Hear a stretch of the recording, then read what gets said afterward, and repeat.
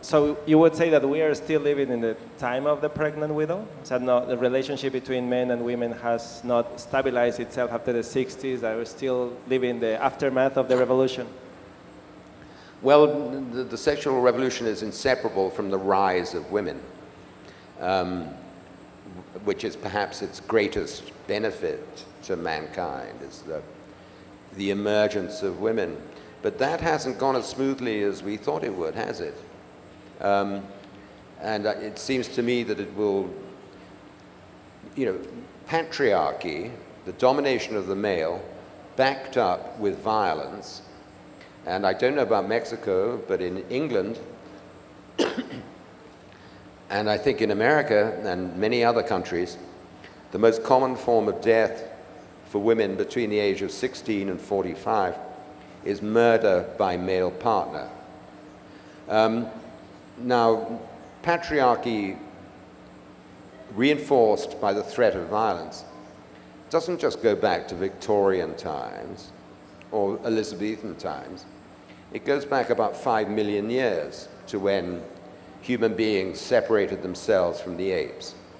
And the idea that you can outgrow the weight of that past in a generation is ridiculous, in my view. And it will take at least a century, I think, for men in particular to evolve beyond that.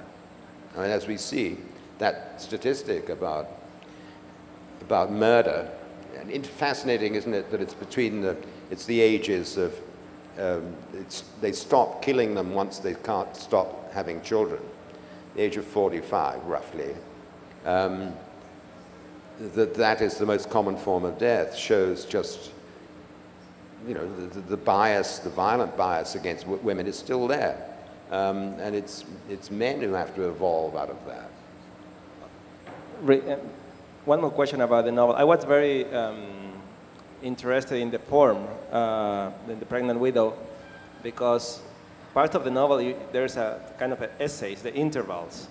So the novel kind of, it's always a genre that is able to incorporate other genres.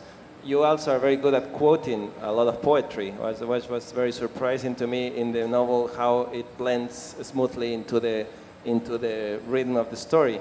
And also, you also have these definitions of words from Latin or Greek, in which you do a parenthesis, in which it's clear that the author is intervening here, the narrator, or the narrator is very kind of a very active narrator.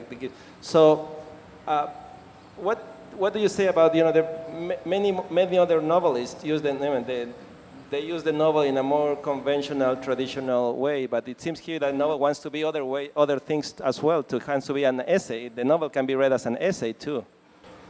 Well, each novel has to find its own form. If any of you are wondering about whether you're going to be a writer, I can say this about it, that this goes back to an earlier kind of developmental stage, that when you're 12, 13, 14, everyone wants to be a writer, I think. And that's when you start to commune with your own intelligence, where you hear a voice that seems to be more intelligent than you are, and you start to commune with it, and you keep diaries and notebooks, and suddenly you're an articulate being. And I think the novelists are simply those who never grew out of that. And that self-communion has continued to be the center of their lives. But a novel, people say, why did you decide to write a novel about the sexual revolution or the Holocaust or the Gulag? And decide is always the wrong word. The process of writing a novel begins with a pang, a moment of recognition, and it's a situation or a character or something you read in a newspaper that seems to go off like not spectacular, but a recognizable solar flare inside your head, and you think, I can write a novel about this. And then that's the first moment, and the last moment is when you, with great trepidation, you send your novel in to your agent and publisher, and you think, I won't do anything more with it. I'll read it in proof. And what happens between that first pang and the final washing your hands of it, saying, I won't touch it anymore, I might spoil it, is getting to know what that novel is. All novelists write in a different way, but I always write in longhand and then do 2 versions of TypeScript on a computer now. But and I realized when I get to the end of the first draft, the longhand draft, I go back to the beginning, and I realized that I knew nothing about this novel when I began it. How pathetically little you know. And the whole process of writing is getting to know more about the novel until you know everything about it. And it's been described as a kind of dreamlike state where you're letting the novel make its own shape. And what you're putting into it is the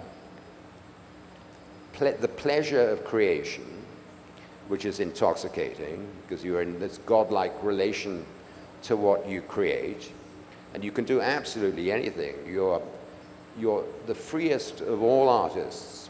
You're not confined by a square on the wall or by the musical scales or by the disciplines of verse, and you're certainly freer than a filmmaker who is dependent on the weather when he goes out to make his world.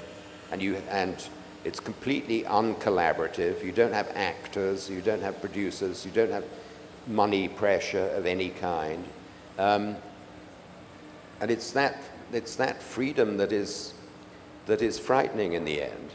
And so you have all that pleasure, but what you also got to put into it, and you can't do this consciously, it just demands it of you, is you've got to put anxiety into it. I just finished a novel that I wrote very happily in a year and revised very miserably in another year.